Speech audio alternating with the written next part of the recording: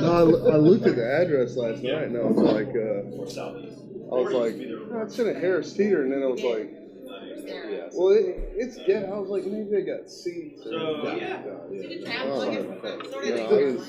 all good. It's good because at least I have to go south. Pretty good. I'm pretty tired, but I'll send it to you later. I stumbled across a 4-hour YouTube video. It straight up just walks you through coding. I did my very minimal research on the front end. The amount required for me to decide that I'm going to do something, and it was like, I'm struggling with the Shopify app because the developers, it's the best one to do what I needed to do, but the developers want to charge me per SKU, and I deal with used books, so that's not.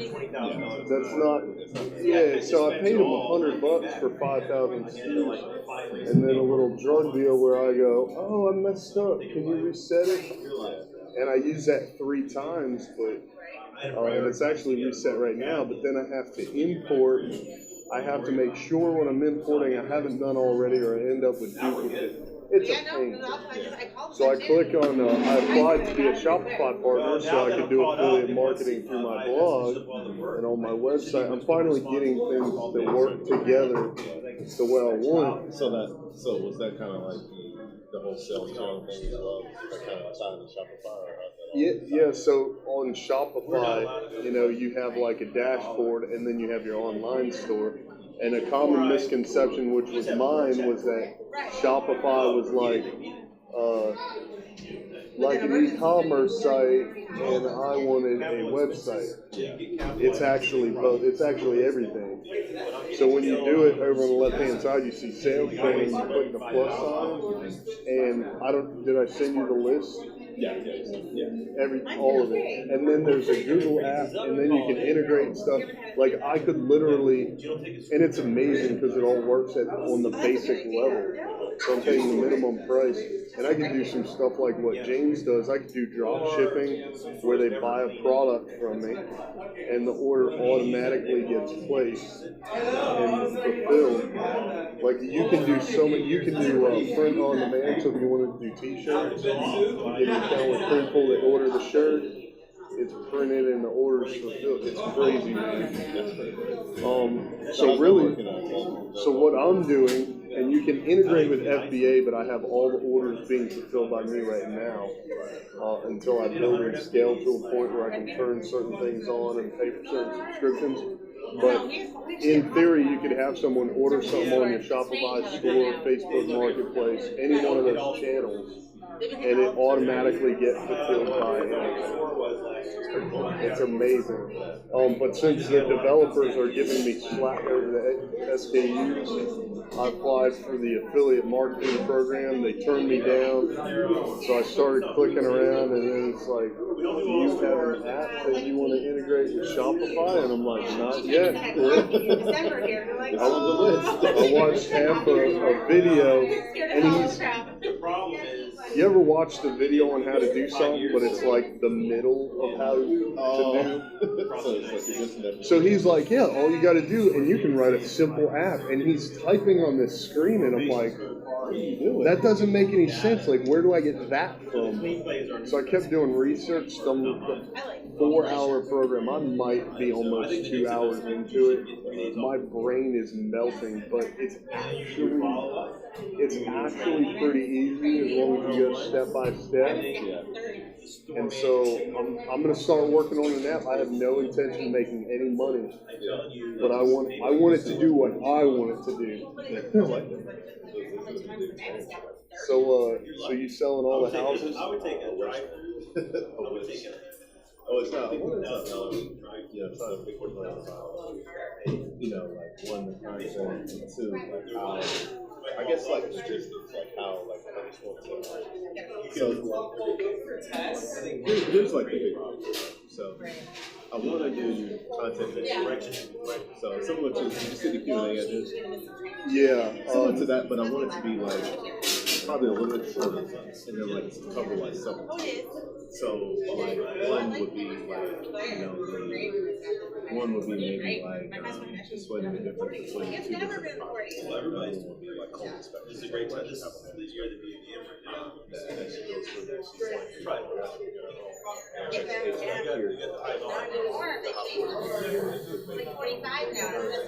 like really added value versus so Yeah.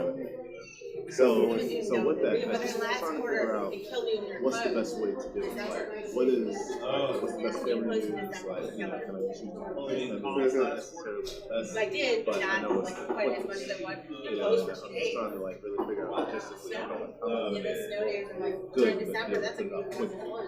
Okay. I like these questions, man. This is good. Last year, I especially like it because you got so much. there's something else I won't get into just yet. I might wait until James shows up. In the world today that's gotten to me and it's got me thinking, and what it all comes down to is mistakes. Yeah. So when I answer your questions, it's going to be directly related to the mistakes I've made up to this point. That's the phenomenal part. Or if you look at your episode 1 to episode 30, I don't think you've technically seen episode 1. I should send you the link. That depends on your definition of episode 1. Technically, my very first YouTube video ever was in 2007, and it is not on my current YouTube channel. It's actually pretty cool. It's literally just me talking to a camera. But the process you had to go through to get a video on YouTube back then, granted, if I had stuck with it, I'd have a much larger, successful channel by now. But it was so complicated that even in 2007, and I didn't know what the hell I was doing. But so you asked several questions. I'm going to handle one at a time. The first one I'm going to talk about is the type of camera. So that answer is going to be twofold because normally, in my experience, what I run into is someone who might be struggling with money. And I know that if you were to decide that a specific camera is going to be beneficial for your purposes, that's not going to be a huge hindrance. Well, like the way I'm thinking about it is, I'll start with something that's, that's easy right now. And then like, if it starts to get hard, then I'll invest in a nice camera. But it's just a matter of getting started. See what kind of tracking you get. So your phone is sufficient. Gary Vaynerchuk says take a look at the videos that go viral. It's somebody without a stabilizer holding their phone. Yeah. The two lawyers that recently did the Shut Up Friday video that people are going nuts over. I don't know if you saw that. Okay. Well, I actually watched a 3-hour seminar that says what they say in that video, but they use shorter words, and theirs is newer, and it's going viral, and it's literally just the lawyer holding his phone up like this, and his buddy, his partner lawyer. So your phone is sufficient. When you look at upgrading, I highly recommend the GoPro. That's a Hero 4. The 7 is out. So I would recommend a 7 because it comes with an internal stabilizer. So it's going to solve multiple problems for you. The other thing is inside this case, which is open back so I can touch the screen, and inside the fully closed case, I get phenomenal audio.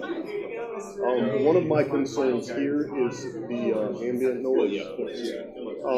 But it'll be pretty similar to like doing it. The great thing about that is it works perfect. You're not having to buy like this complicated tripod, camera, card, lens, shotgun setup. You literally just that. Now I don't know about. I bought it used, so it came with a lot of stuff. Yeah, like when I was working in if it makes you feel any better, I got the $30 one that people source from China and private label. And granted, GoPro is essentially the same thing. The difference is they sourced it like Larry and said it's not good. Do it this way. The people I bought it from sourced it and said it's a camera, and then they sell it. So when you spend $30 on a camera, you get $30. What's the retailing for now? This shoot, I'd say $500 easy. That one I bought used for $100.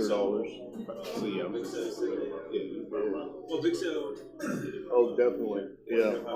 So if you buy it used, I would say at least the 4. That thing does 4K. I have it set at 2.7. Depending on your editing software, I use Premiere. So 2.7 gives me a big enough picture that I can crop and get a 1080p out of it. There's no reason to edit in 4K, which I've done because I wanted to test my setup, but there's no reason to put anything in 4K today because things aren't up to date enough to be able to support it. But 2.7 gives me enough to cut around, and it's not, if you record in 4K, you eat up a lot of memory. And then it takes a micro SD chip, and I got 128 gig I use with my drone, and a lot of times I'll switch them out. But it works really great, man. It connects to the computer with a cable. I actually have an app with it. I don't set it up that often, so I don't think I can show it to you. But, so if you're recording and you have your phone, you could set your phone like right here and see what the picture looks like on the camera. That's what I was my next question. Like, how do you see these 4 faces? Yeah.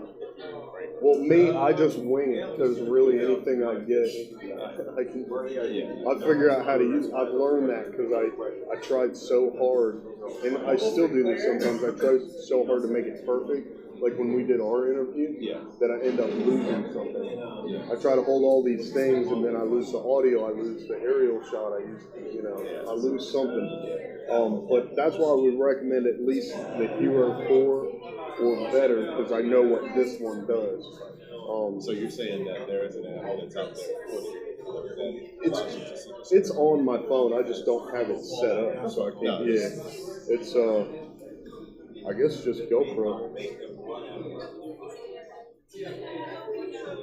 You're saying that sound quality is decent enough to pick up the it was not all the background.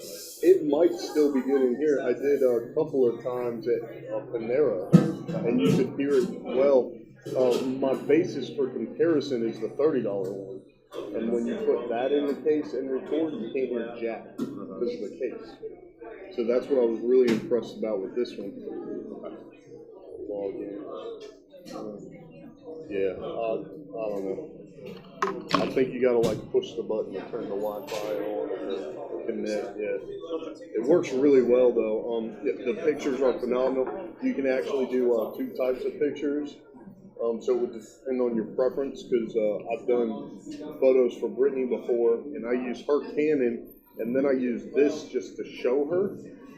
And so you can do a wide angle, which is awesome for houses because you could stand in that corner and get almost the entire room.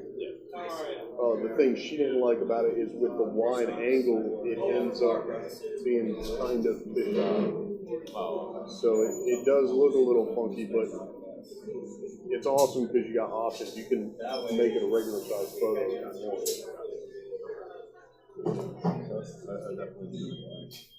And so as far as camera, phone and GoPro definitely, especially when it comes to video. Because if I'm not mistaken, also, like I said, I don't use the app a lot, but you can download it to your phone, post it like Facebook. I like what you said also about making the videos short. Yeah. So this is some type of stuff that I'm trying to get my brother to do. And I actually recorded him doing some stuff on the plumber, right? Yeah.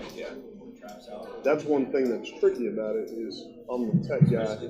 I can handle a lot of it, but we're both really busy. So I'm working with a video I took right now, and I want to do cut up versions that he can throw up on Facebook and stuff. and I'm trying to convince him that the people, you can't market to your customers. You're not going to talk to the person that's going to buy a house from you. You're going to talk to a bunch of people, and one of them is going to buy a house from you. And so doing those short videos is helpful because what you're going to be doing is giving information away for free.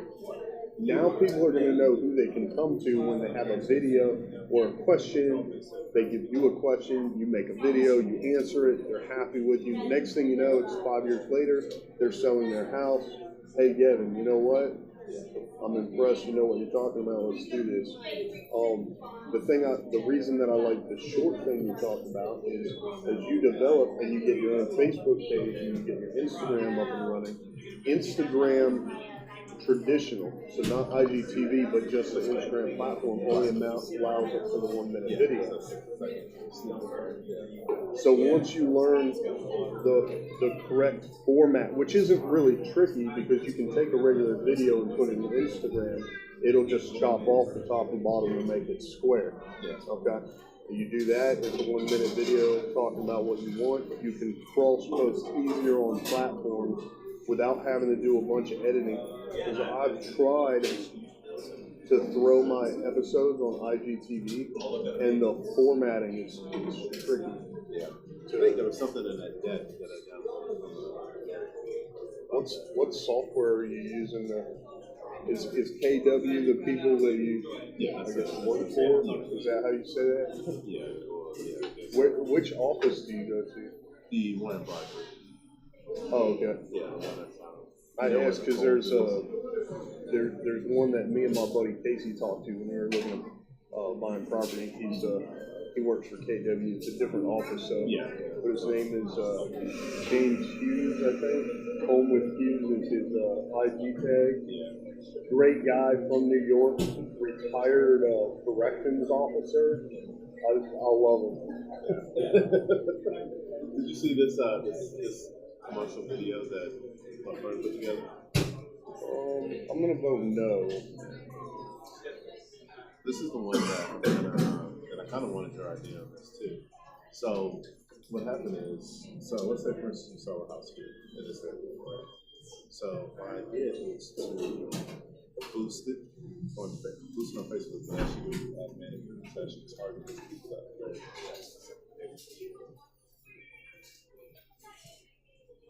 here. Why?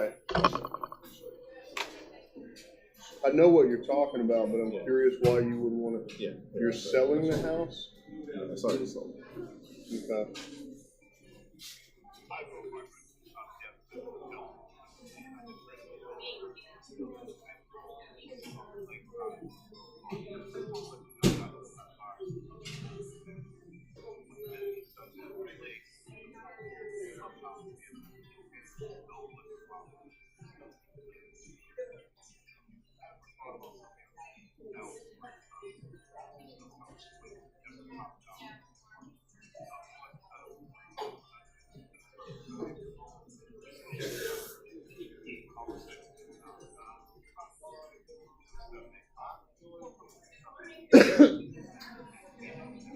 That's phenomenal.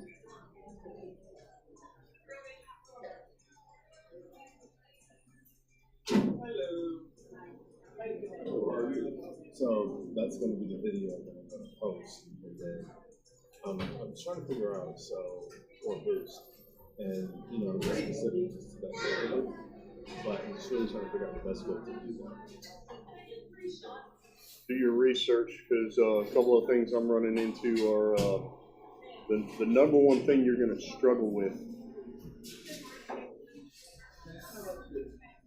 are words in the video and what you say. Now, you can request manual reviews, but the reason I bring that up is, for example, I did a job posting. If you ever consider hiring anyone ever, put it on Facebook, because I put a job posting on Facebook. I got 4 applications, and I paid $0.00 in a week's time frame.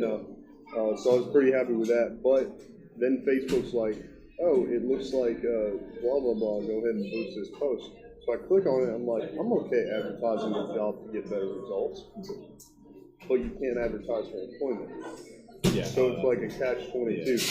So employment, if it looks like you're targeting demographics. Yeah. So More people. geographic, like I'll leave the Yeah. open, like as far as age and all that other stuff, because that kind of falls into like fair housing. Yeah. So you kind of can't do that, but in your target geographic. Yeah. That's really the filter that no one doesn't really have set up. Have you ever run a Facebook ad? I did. Okay. So it's pretty easy, and then the other thing is under interests and stuff, just put one and then narrow your audience with one more. Because what I used to do is try to fill that box. Terrible idea. Yeah. I had no idea what I was doing. I've got a course. Yeah. If you want to watch it, it's not mine.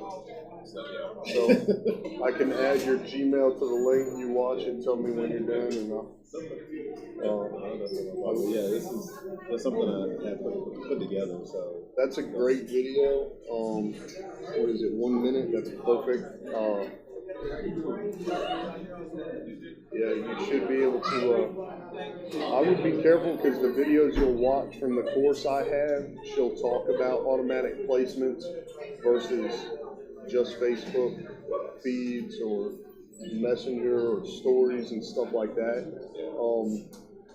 I mean, of course, with pretty much anything we're talking about, it is very opinion based. Yeah, and I think that, I don't know, I just feel like I think that the feed probably is a better way to do it. I think I'm talking about Instagram and stories.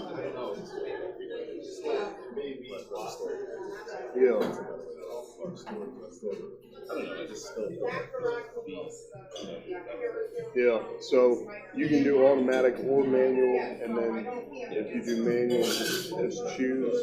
Me personally, I like doing automatic because Facebook knows, you know, and then I get results from where I get results from. So once again, it's opinion based. If you run 3 ads and you start to notice you get better results from your Facebook feeds, then you can turn everything else off. Change one thing at a time. If you decide to change anything once an ad is through its learning phase, if you decide to change anything besides the budget, then duplicate it first. It's like trying to. Oh boy, that guy. It would be like you get your car rolling down a hill, and then you just put a wall right in front of it. It comes to a screeching halt.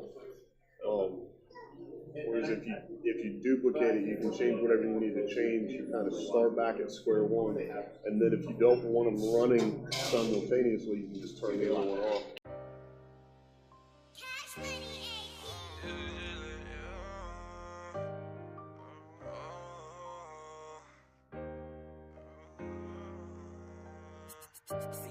I couldn't even see my daughter, this was just last year.